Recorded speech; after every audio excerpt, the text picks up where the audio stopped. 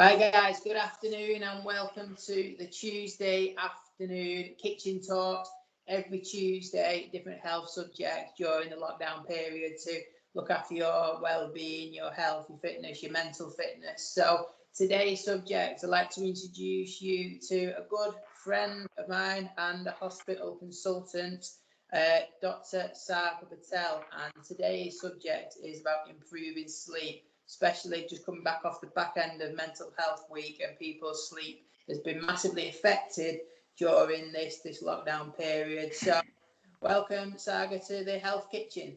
Hi, Paul. Thanks for asking me to talk today. I think we've done a few sessions before, haven't we? And we've had a lot of chats about sleep. And I think this is a time where people are really struggling. We're in week 8 or 9 now of lockdown. People are uncertain of when things are going to go back to normal. People with kids are starting to find that their kids are going stir crazy a little bit, aren't they? And like you had the mental health chat last week, and this is massive, for people at the moment. Even those of us, like I'm in on a day off today in work, but for those of us even coming to work having what you would class as a sense of normality, the evenings are tough, the nights are tough, because you don't have that normality in the evening. You're not chatting to people, and there's a few basic things that we'll go through, I'm sure, during this talk that everyone will think, actually, I am doing that a little bit and potentially need to look at training. So yeah, and it's really interesting. Even though when all this period wasn't going on, it was when we did our sleep improvement talk in Burtonwood Library, it was standing room only, and it just shows how much people's sleep is affected, and people don't sleep from day to day. And I noticed when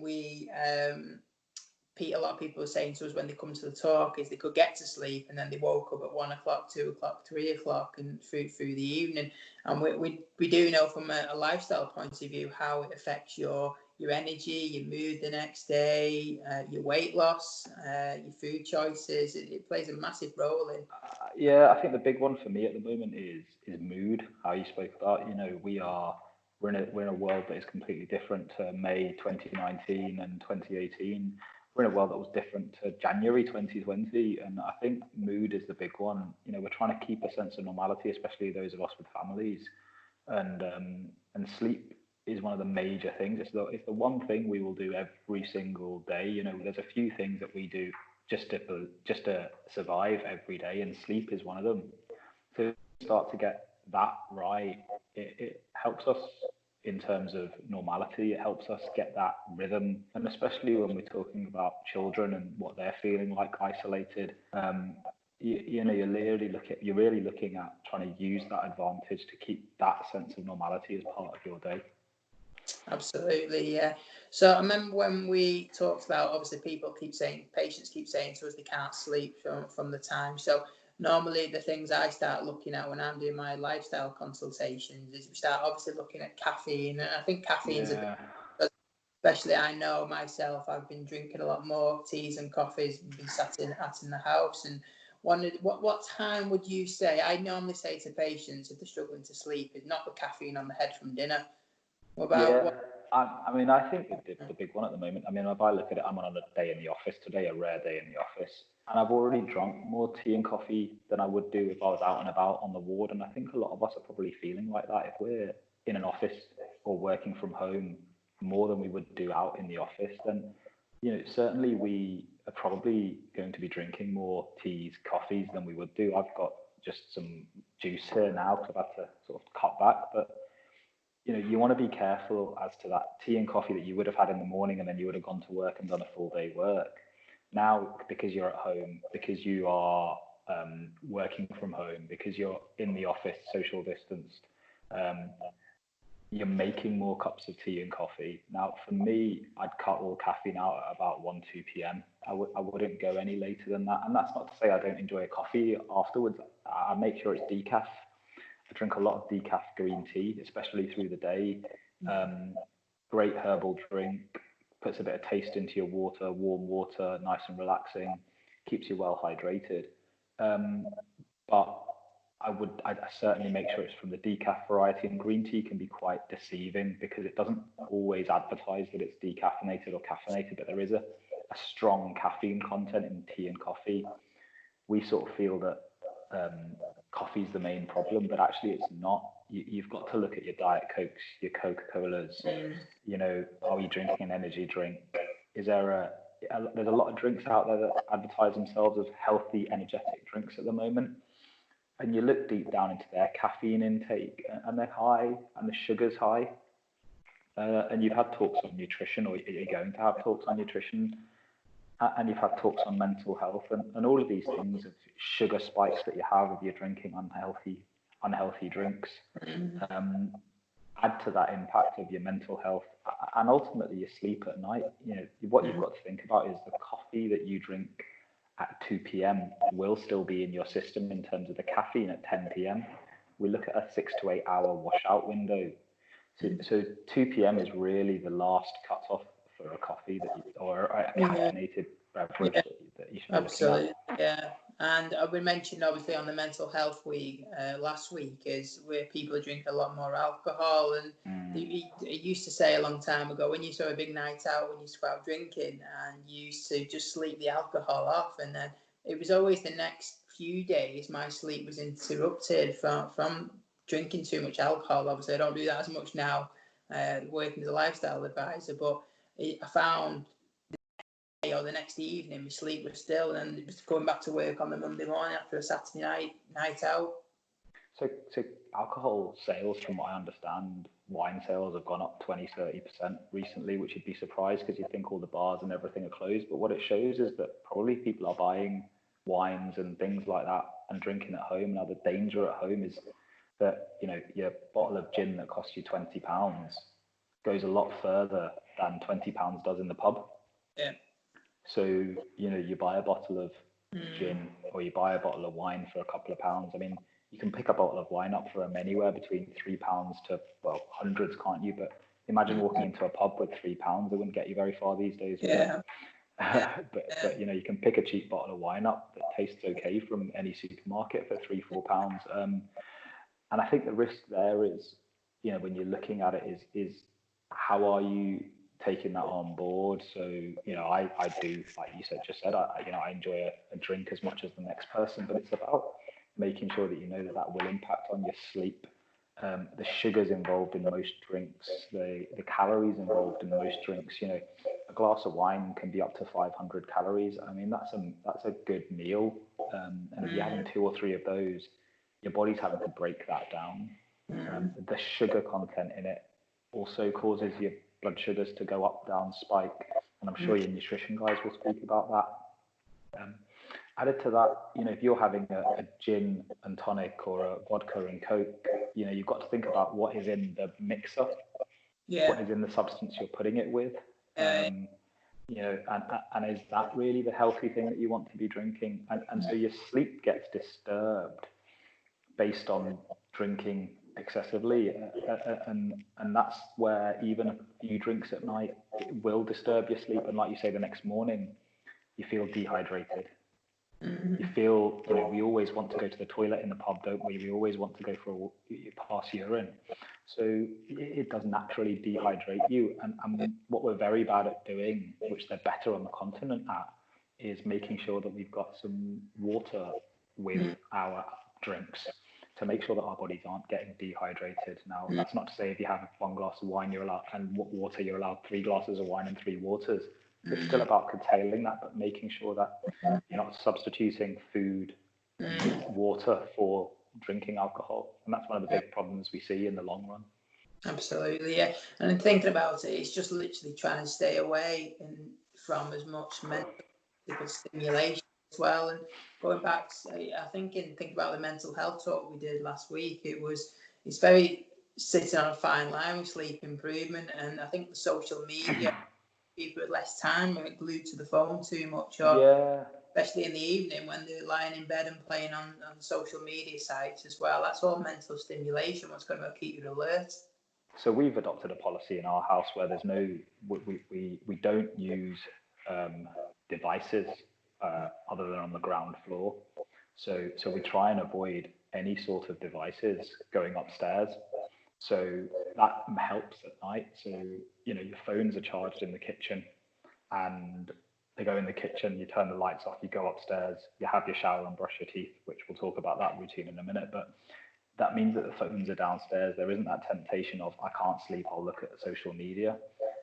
I'll look at my phone, I'll reply to the email, I've got that worry. And I think that's the other big thing is trying to make sure that, do you really need your device in the bedroom? And the answer a lot of the time is no.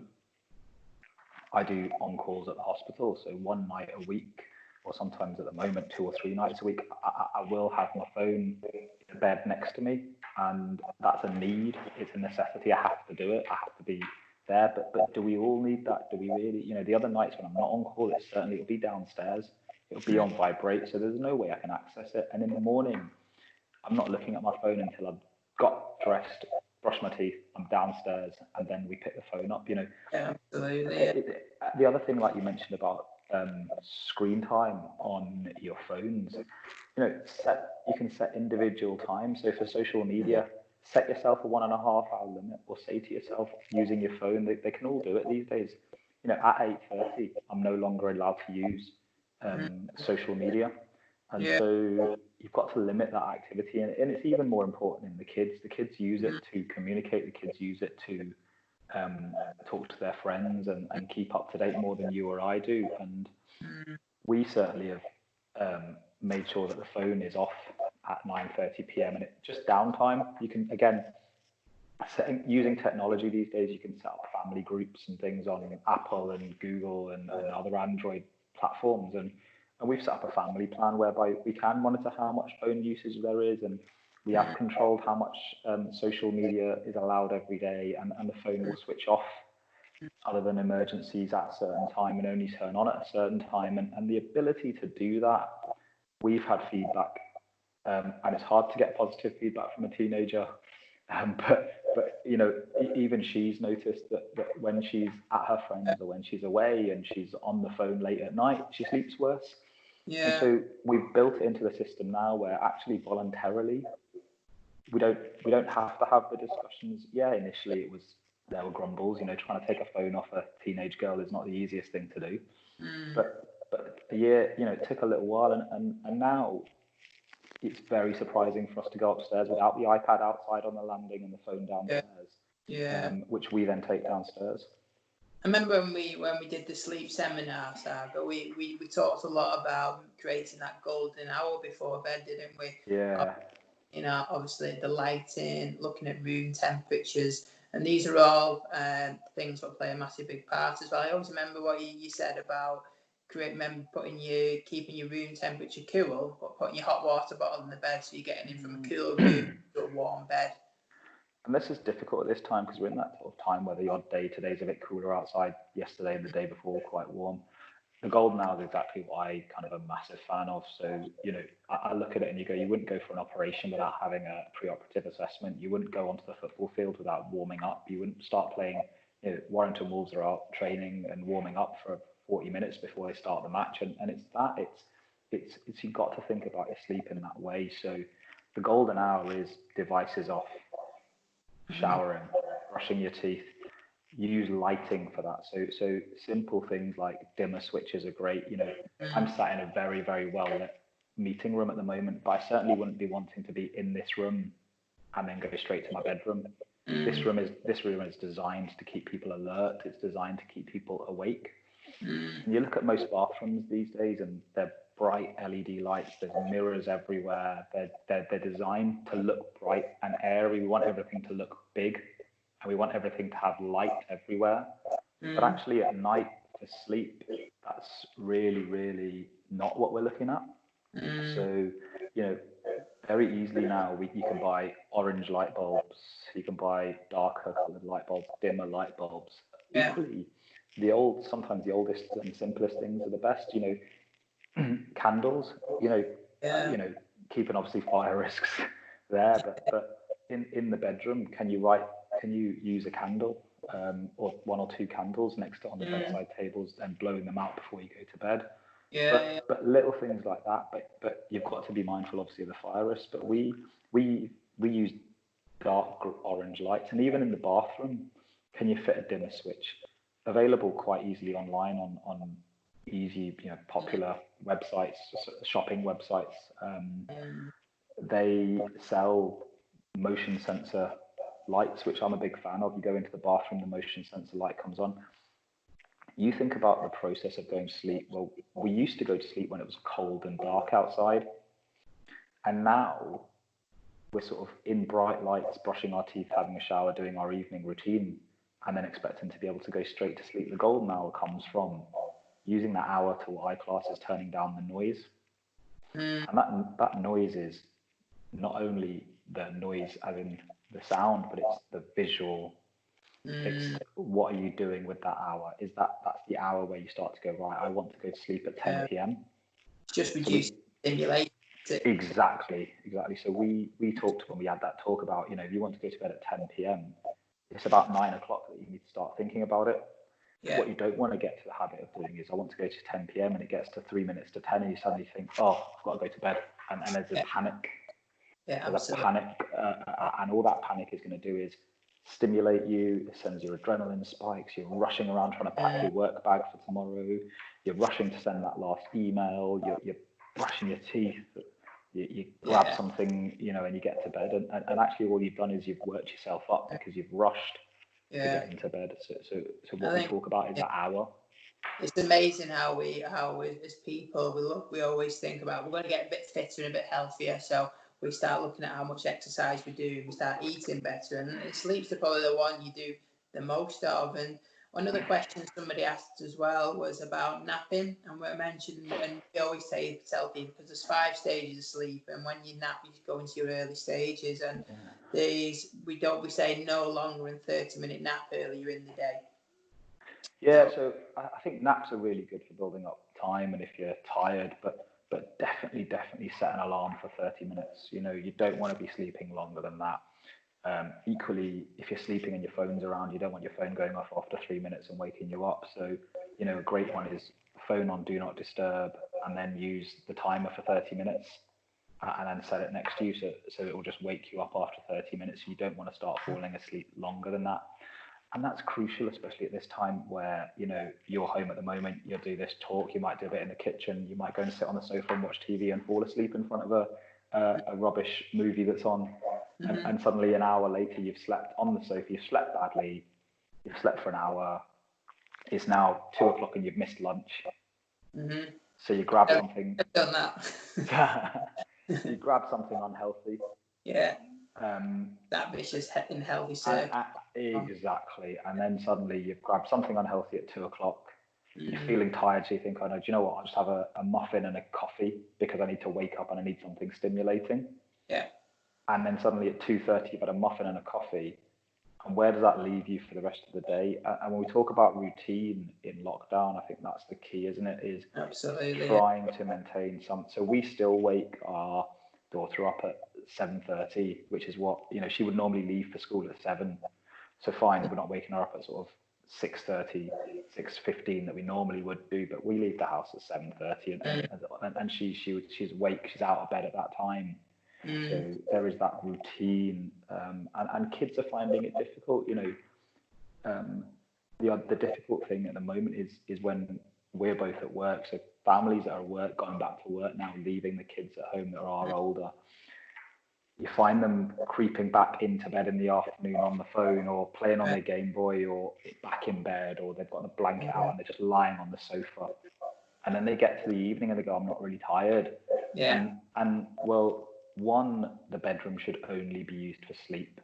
If the kids are working in there, fine, it's a peaceful time, but they certainly shouldn't be in bed during the daytime. And that's the same for us as adults. If you want to read a book, but don't do it in bed in the daytime. Do it downstairs on the kitchen, do it on the sofa.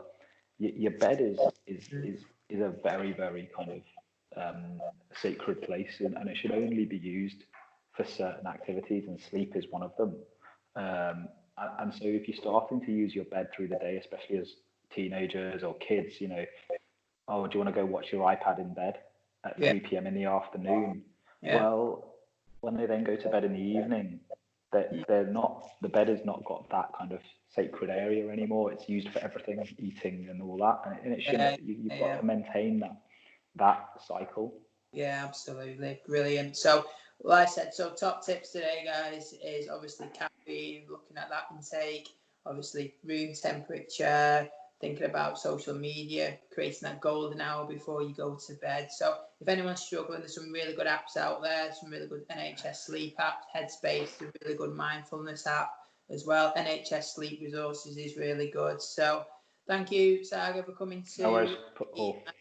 Kitchen Talks this Tuesday. Just say thank you from all of us, from obviously you being a respiratory consultant and what all the extra hours you're working on the Warrington Hospital. So thank you very much for that. No worries. I think there's been a massive team effort, and I think the guys on the shop floor. I think right from we were talking today, Warrington Garden. I think there's an article coming out soon, but right from the cleaning staff that mean that we can get patients in and out quickly, to the admin staff that make sure our notes and everything are there, ready to go, and patients' families' details are up to date, so patients' families can get phone calls. You've got the healthcare assistants that are working in there with the patient, the nurses, the doctors, the extra admin staff, making sure that you never know who's going to self-isolate the next day. Yeah. So I think the team effort at the hospital has just been incredible, and long may it continue with support and links with like this. Yeah, absolutely. Brilliant. So thank you very much. We'll catch up soon. Look out for some more sleep seminars. We're looking at doing some performance seminars for any sporting people out there. So training for marathons, triathlons, runs, anything. We're going to be doing performance stuff towards the end of the year. So hope you enjoyed that, guys. See you next Tuesday. Take care. Look after yourself. Keep the social distancing. Stay safe. And we'll see you all soon. Thank you very much, guys.